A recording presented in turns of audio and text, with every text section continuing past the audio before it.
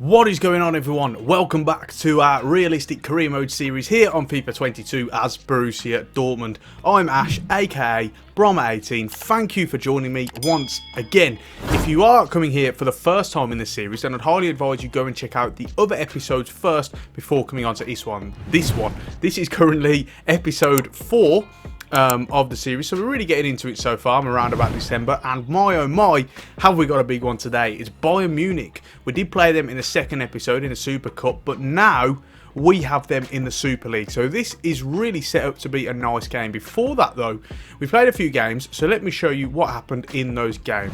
We began with a home tie against Stuttgart, and I did eventually simulate this game as they were quite low down in the table. As you can see, a very strong lineup. We resorted back to the 3-4-2-1 formation as well, and it did work out. We won 2-1 in the end, both Erling Haaland and Thorgan Hazard getting onto the score sheet. We made it a little bit hard work for ourselves going behind, but we did eventually get the win. Unfortunately, Zagadou did get sent off, which I wasn't happy about late on, but the win was the most important thing. And it was good going into this tie against Sporting Lisbon. A win would see us qualify for the knockout stages of the Champions League. And so with that cushion of 2 games left and that ability, I did actually make changes. And despite the fact they were a very tough side in the first tie, I was very confident with Collins and Koulibaly at the back. And it turns out my confidence was well placed. This goal, no apologies from me for scoring a sweat as we went 1-0 ahead. Thanks to some really good work from Dahoud and Thorgan Hazard. Before extending our lead, a fantastic ball from Collins out to Schultz on the left. He spotted the run of Reina, and Reina squares it, this time for Marlon. And no, that goal is definitely not a sweaty goal. I will not have anyone telling me otherwise. A very, very well worked goal. In the second half, we did drop off our performance levels a little bit, and Sporting Lisbon did start to make it worrying for us in the 57th minute. A really well taken finish. Once again, some suspect defending, but take nothing away from the way they worked well with the ball in the box. But thankfully, it wasn't enough for them to get back into the game. It was a 2-1 win in the end, a fantastic result given the fact that we had rotated so many players, and it did secure our qualification to the group stage. Next up, we had this game against Wolfsburg, a massive tie, second versus third, a really big opportunity for us to really, I guess, make a statement in the league. We went very, very strong and stuck with the 3-4-1-2 formation in the hope that we could counter on them. But unfortunately, that tactical hope was misplaced. Weghorst feeding through Otavio, who sent through a real powerful shot in the end. Some poor defending again. Again, it's the whole issue of the defensive line being too deep, not being active enough, not being aggressive enough, really finding us wanting here. We did get back into the game. Dahoud finding a very good run of Daniel Marlon, who went through one-on-one. His shot was saved, but Haaland is there to pick up the pieces. And in the 60th minute, it was game on. Unfortunately though, we couldn't sustain that pressure, and Wolfsburg did eventually find a winner. Manuel Akanji this time found wanting. His marking very, very poor as he lets go his man. Some very good build-up play from Wolfsburg in their central areas with the likes of Schläger and Gilavogi, but unfortunately we were still to blame. And so it was 3 points dropped, and a big, big loss for us in what was a massive game and a really good opportunity to make the statement. In the end, Wolfsburg did eventually end up 2-1 winners. And finally, we had this cup game against Paderborn. You might think this was a bit complacent going with this lineup, a lot of rotation, considering they were the ones who actually knocked out Bayern Munich in the previous round. But I was prepared to take that opportunity, and it just about paid off. As you can see, a 1-1 draw, eventually going to penalties, and not only penalties, but sudden death as well. We managed to win 5-4 on penalties after Witsel and Mounier both missed penalties, but in the end, thankfully, it was enough. So first off, it leaves the league table looking like this, currently in 4th position now, very, very tight. That loss to Wolfsburg really set us back a little bit. It was our first loss of the season, as you can see, so that was very disappointing in itself. Also, you know, we could have been second now had we have won that game. Unfortunately, we have bottled it, and we're back down to 4. So that's very, very frustrating. We really would have had a chance to put the pressure on Bayern Munich in this game today as well. But that hasn't happened, unfortunately. So all in all, frustrating. But, you know, we believe our goal is to only qualify for the Champions League. Now, the board on FIFA want us to win the league title. That's a load of rubbish, and hopefully I don't get punished for that. We know that the goal is for Champions League this season, and we also want to challenge in the DFB Pokal as well. Let me show you what's going on in that, because as you'll have seen, we did beat Paderborn, who knocked out Bayern Munich, and that means we're through to the quarterfinals, and this is who we have. We are against Dusseldorf, so all in all, you don't have to tell me. Yes, we have had a bit of an easy ride so far in the cup. We had Paderborn and we also had Bochum as well. And now we have Dusseldorf. So 3 teams in the lower leagues, the Bundesliga 2. So that's very big left in the competition. If you have a look at the teams, you know, this is there for the taking. We really have to seize on this opportunity here to take this tournament, and I really want silverware. So, you know, if we can try and retain that trophy, that would be absolutely fantastic. In terms of our Champions League group, this is what it's looking like. Not only have we qualified, but we are guaranteed to win the group, which means in the final group stage game against Ajax, we can rest players, we can make lots of changes, and that is precisely what we are going to do. We have them in a couple of days' time after Bayern Munich, so that is very, very handy. And it's been a really promising campaign in the Champions League overall. But moving back to the season ahead now.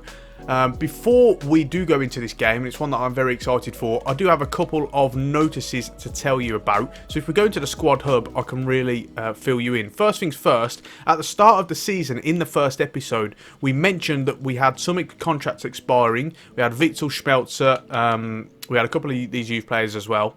And we also had Zagadou and Hummels' contracts expiring. Both of them were due to run out at the end of the season. Well, as you can see, they no longer have 7 months remaining, which means, of course, we have renewed their deals. So that's very, very good to get them over the line.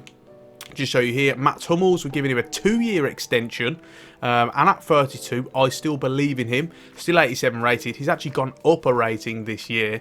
And also, he's just been really good. Very, very good. So I had no problem at all offering him that 2-year extension. And then with Zagadou, we've actually offered him a 4-year extension. Now, he's only been a rotational option this season, but in terms of his squad role, he is still a rotational option on this new contract. So we're very, very pleased with that, and he's one that I can definitely see at least fulfilling a squad role of some sort across the course of this series. So what about the development of our players so far this season? Of course, Dortmund, we are a club that puts great emphasis on developing, coaching players, making them better, either to be part of the team or as an asset. Well, plenty of players improving, none more noticeably than Emre Can for one. We did change him to a centre-back, which has increased his overall rating by 2. Looking elsewhere on the list, Zagadou's gone up by 2, Hummels has gone up, as we've already said. Jude Bellingham's gone up a couple of ratings, if we find him here, having a phenomenal season. Absolutely phenomenal. So he's going to be a big part of our series, as we already know. Guerrero has gone up to an 87 after we moved him, or permanently trained him as a left midfielder. Elsewhere, Giovanni Reyna's gone up too. He's having a good season as well, really starting to establish himself into the first team. And also, if we come on to the big man, the monster up front, Erling Haaland has gone up 2 ratings, and he is now a 90 rated player. Notice also he's got 5-star skill moves somehow. That is obviously from the training that we're giving him, but I don't really use 5-star skill moves, so that makes no difference to me. And finally, Marlon has also gone up 1 as well. He's having a good season. So all in all, very promising development from this squad. So what about the stats? Well, there's nothing too stand out other than the 2 strikers. Haaland has 18 goals in 19 games and 5 assists. And Marlon has 12 goals in 15 games. So he is very much, well, both of them, just absolutely killing it really at the moment, and long may it continue. Thorgan Hazard does have 7 assists as well, so he certainly have a season. And Giovanni Reyna is chipping in a little bit as well in 13 appearances, 2 goals, 4 assists. That's okay as well, not bad at all. So you know, we could do with some more goals from elsewhere in the team, but when we are playing 2 strikers, it is less required.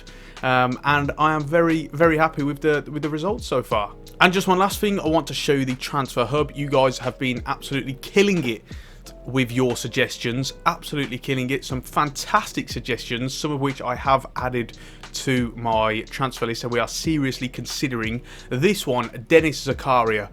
big fan of Zakaria. Really like this guy. Been a big fan of him for many years now, actually, probably since he was a teenager, actually. And someone suggested him to us and said that he actually, not only has he been linked in real life, but also his contract runs out at the end of the season, and that it actually does. So I think he's one we are seriously considering, as we are as well with this man, Joshua Wagnerman. He's a very good option as well. Again, been very highly touted for a long while, but has never really moved from Hanover. He's another one I've got my eye on as well, as that young developmental prospects. But as you can see here, there's quite a few. Some of these are added myself, such as Adeyemi. He's really kicking things up for Salzburg at the moment. Of course, we have that Haaland history, that precedent of signing a player from Salzburg, because you'd think they would go to Leipzig, but you know, with Haaland going to Dortmund, there is that precedent there for us to go and sign him. We also have Van der Voort as well. He's another one I spotted and added.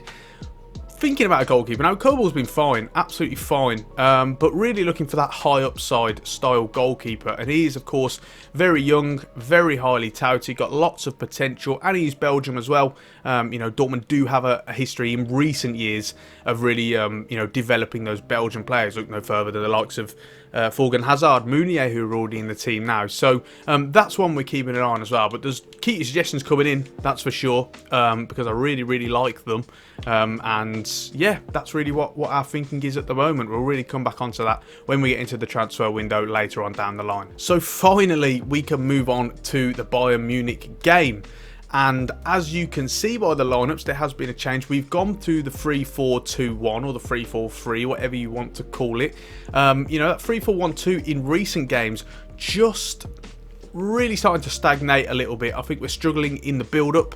So hopefully with this 3-4-2-1, my thinking is that we can have a little bit more possession. Now, obviously we are against Bayern Munich and you'd expect us to relinquish that, but I want us to try and seize the momentum of this game. We have retained sort of the defensive line high, so we're playing a risky game at 90. Changed the width a little bit, made it, well, it should actually be on 10, for some reason it hasn't saved, but we're moving that down to 10. And we also, I'm pretty sure, yeah, I don't know if I mentioned this, but we've also changed the centre-back roles as well.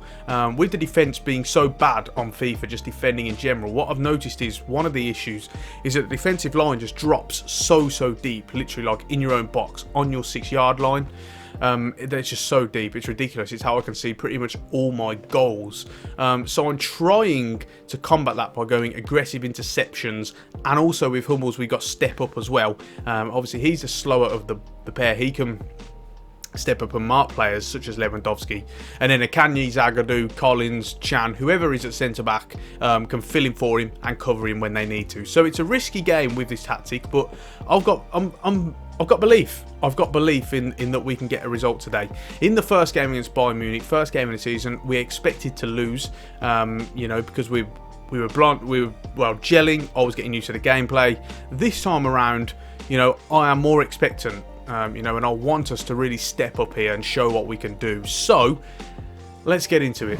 So we didn't really talk much about the Bayern lineup. Again, similar to the Super Cup final, you know, they've got Davis at centre back, Sabitzer at left back.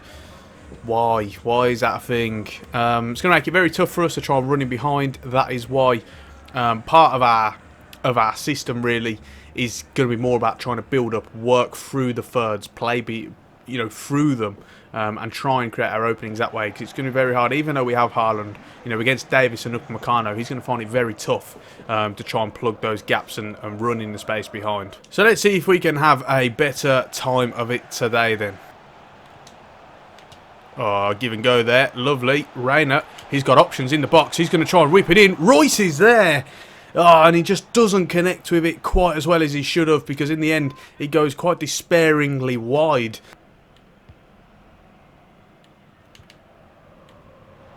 Oh dear, I've just tried to play offside trap there, and they have played past it. Koeman is in here. There is a real opportunity. Oh, Akanji steps up. And that was really poor from me, that was. Tried to be too clever and did get away with it. Oh, he's going to have a crack there. Good save from Kobel there. It was Thomas Muller who found a little bit of space and looked to open one. No, it wasn't. It was Serge Gnabry, actually. And he put his foot through it. I thought he might have been going in, to be honest with you. We get away with one there.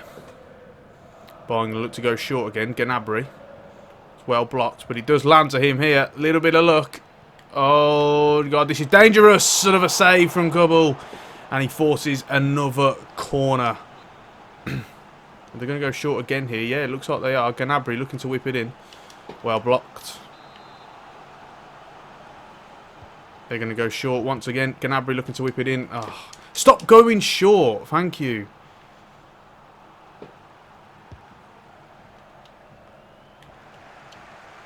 Oh, got to deal with that. Better. Thomas Muller plucks out a ball from nowhere and hits the volley. And it goes in. Not a very realistic goal. It's very frustrating to concede one like that. Rainer's header, who wins it originally, just falls to him in the end, and Muller, you know, sort of drops to him, and you just know that one's going in, really, don't you? Keeper's position not very good at all, which is a real shame after the saves he just pulled off, and Bayern capitalise on our mistake there. 1-0 to them after 34 minutes. Oh, we just can't get near them. They're just passing it around, and we're so passive, so lethargic. As Muller gets another opportunity here. Coman looks to whip it in. He's got to deal with that. Referee, it's gone like it's 3 minutes above stoppage time. Ref! Jesus, 49th minute. He played one. He's playing the corner. What is going on? Oh, it's absolutely ridiculous. We're in the 50th minute now, and how has he not blown it for half time? This is pathetic. How have they still got the ball? Oh my word! It's half time. It's 51 minutes. He's playing. Oh, this game, honestly, this is when it really just gets to me. Oh, that is absolutely ridiculous. You know, I'm not interested on who's on the attack. If it's half time, blow the whistle. Excuse my rant there. It's time to get back into it. So, we're going to make some tactical changes. First things first, we're going to change to a very gegenpressing style tactic because we're very, very passive. And it's not really working. We're going to change to fast build-up as well. Just trying to get us to be a little bit just more active in the game, really. We're going to increase the width to 80 as well because there's not enough options out wide. And we're also going to make probably a change here. I think Julian Brandt is probably the best option to come on for Rainer, who's just not really had a very good day. In fact, we might take Munier off as well because he's also not having a very good game. We'll bring on Wolf for him. So, radical changes. Let's hope it can give us something in the second half. Whoa, we are well out of position here. What on earth is going on? Everyone's all over the place. Where's Emre Can? As he'll go for goal, and it's 2-0. Where is everyone gone? The positioning was all over the place. It really was. We need to get the replay on here. I just want to know where everyone had gone. Look at how long it's taken them all to get back. Emre Can there. It just strolling back. Ridiculous. No one getting back into position. I don't understand what happened there. Bellingham needs some options here. He needs someone to show for it, and he's got no one. No one showing for the ball. You know, we've got all these attacking options and just no one there. Zagadou going to come out to Gnabry here. He'll whip it in. Someone's free at the back post, and that is 3-0. Why is there so much space? I've got 3 centre-backs. Why isn't there a third centre-back there? Akanyi's all the way back there for some reason. I have no idea what he's doing there. This is just baffling. Some of the defending, it's just all over the place. The positioning, the marking, everything is everywhere. So poor. Really horrible. Brandt going to look to cross it in here, but of course his cross is blocked. Oh, mess up from the keeper, and that is an opportunity, and that is 3-1. Unfortunately, too little, too late. It took a Bayern Munich mistake for us to get any sort of sniff into the game. We've been absolutely terrible. Marco Reus as well, really just had a poor game, as has everyone, really. But we do get onto the score sheet. And as we play it up here, it'll probably be full time. Yeah, the ref blows the whistle at the right time then, doesn't he, when we've got the ball. Yeah, terrible performance in the end, and I apologise to you guys, but that was pretty horrendous, really. We didn't get much of a sniff. You know, I think that I can't even say the system didn't really work out. I don't really know what happened. The second half, it was so weird. As soon as we changed to fast build-up, everything just seemed to fall apart. And that makes no sense to me, because the issue was that the centre-backs, the holding midfielders, were just out of position, just not there on the counter-attack. I don't see how fast build-up can affect that, because like, they're not supposed to get forward anyway. Then that's not part of their instructions. They don't commit forward. The three centre-backs, the defensive midfielder, and even Bellingham's only unbalanced, and the rest of them are told to stay back. So I don't understand why there was just like gaping holes and players just free in the box. Really, really odd. Doesn't make a lot of sense to me. And in the end, it was just it's a pretty horrendous performance, a bit of a horror show, and I can only apologise to you guys that, you know, you've had to see that. So with that in mind, guys, in fact, I should probably just show you the standings very quickly of the league table before we do get into that, and just see how that sort of looks. So we've now dropped to 5th place, 11 points behind Bayern, so the league title is done. And now we're really in the competition with the likes of Leipzig, Frankfurt, Wolfsburg. See if we can try and catch up with these guys. Still a long way to go in the season, so, you know, by all means, I'm not very worried at the moment. It's important to just stay calm. You know, 2 losses back to back, which is our first 2 losses of the season. It is what it is, isn't it? You know, it was going to come at some point. So we have to react and we have to deal with that, and see how that one plays out. One thing I'm going to do, might as well do it live, is I'm going to sim this game against Ajax. Of course, we are already through and we have already won the group. I've made complete changes in this team, so, you know, not too worried about that. Essentially, it's really just Ajax playing for, you know, a space in the knockout stages. We do have a 1-1 draw in the end. Annoyingly, Meunier has got injured. Hopefully, that's not too long term. We'll have a look now. And see what they say. Player injured, only up to 7 days, so it's not too bad. It's actually the first injury that I have had this career, so you know, that's okay. So Manuel Akanji has just approached me saying this: I have to tell you, I'm not happy. You knew I'd not been feeling 100% and needed a rest. No, I didn't know that because he never told me.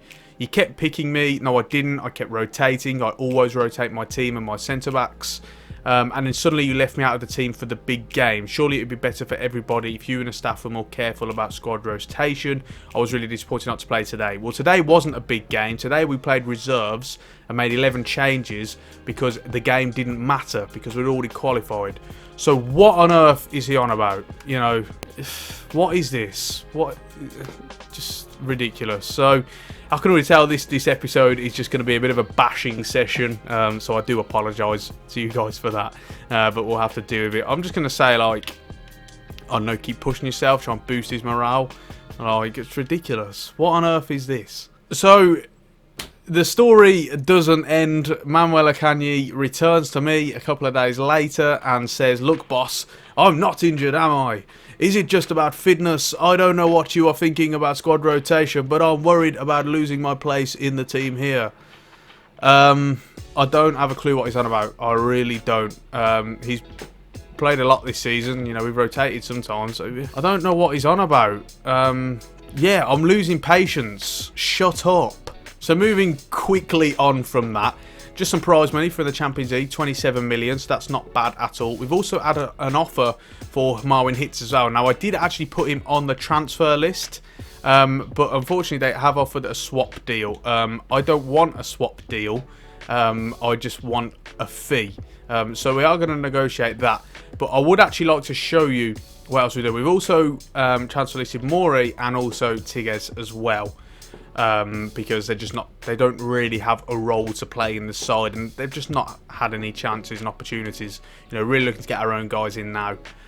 So those two are on the transfer list as well as Hits. So an update for you guys: we've removed the exchange player and just accepted a 1 million offer. I know he's valued at 2.5 or 2.4, but we're keeping this realistic, and we have to acknowledge that he's a 34-year-old keeper. It's Espanyol in a pandemic-affected transfer market. You know, it's going to be less than 2.4 million.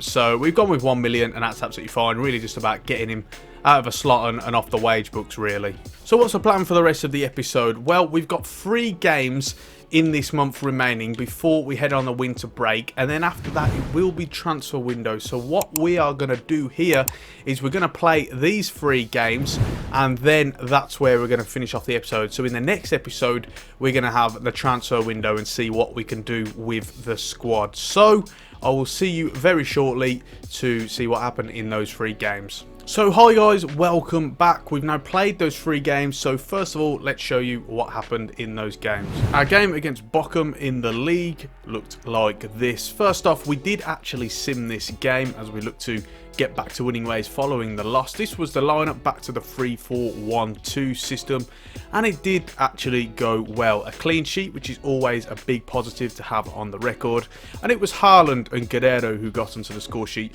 in what was a 2-0 win in the end. Looking at the match ratings, clearly the team generally played quite well, in particular the defence, so that was very pleasing, and it was nice to return to winning ways. We followed it up with this game against Greuther Fürth. Again, the same lineup, well, the same formation. 1 or 2 changes to the lineup, namely Zagadou in for Manuel Akanji after he'd had this little issue that we'll talk about very shortly. And this game also went well as well. Daniel Marlon actually getting a hat-trick. Pretty sure that's his first of the season. So that was very pleasing. And it was another clean sheet as well. So back-to-back wins. We did, of course, sim this game again. And we'll talk about that very shortly on what you guys think about me simming games. But overall, a very positive performance. And finally, we went into this game against Hertha Berlin. This time we did play it. The lineup was the same as the previous game, other than Thomas Meunier and Nico Schulz coming in for the respective wing-back positions. It did go very well. Any of you who've watched my video where we recreate the 3-4-1-2 tactics will have already seen this game. This was a lovely finish after a really nice through ball from Daniel Marlon, putting it through to his partner Erling Haaland, who's continued his phenomenal scoring record this season now, approaching the 20 mark very quickly, and that meant it was 1-0. We then had this corner just after in the 13th minute. Marco Reus gets the return ball to him. Meunier finds some space and scores a weird goal and an even weirder celebration as he runs through the advertisement boardings. Somehow the keeper just didn't get to it. It looked like a bit of a weirdy header, but it was very well placed and good spatial awareness. We followed that up at the end of the first half with another goal. A really nice ping, a switch across the face of the width of the pitch. Thomas Meunier over to Nico Schulz. Bellingham gets the ball, feeds it through a slight reverse pass to Marco Reus, who puts his laces through it and wheels off in celebration as he returns to decent form following his disappointing spell in recent games. That was the full-time result, then 3-0 in the end. We died off a little bit in the second half, which was a bit disappointing, I have to say. But overall, a very good result, and 3 clean sheets in a row after that loss was very good.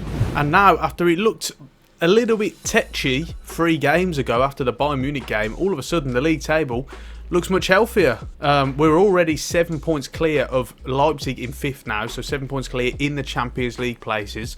So that's absolutely massive. We've also closed the gap a little bit on Bayern Munich.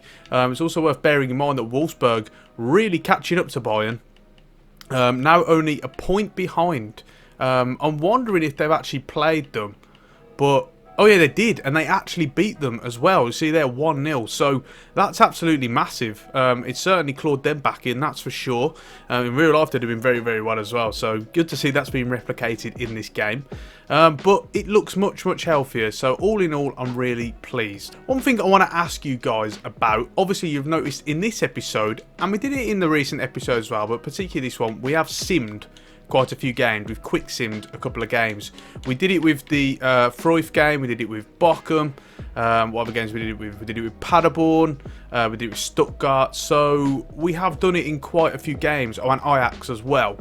And I want to know what your thoughts on that are, really, just to get your feedback, guys. Some people might not like it. Some people might like it. I'd really like to know. The reason why we do it is, one, because to get more into the episode, get more games, stuff.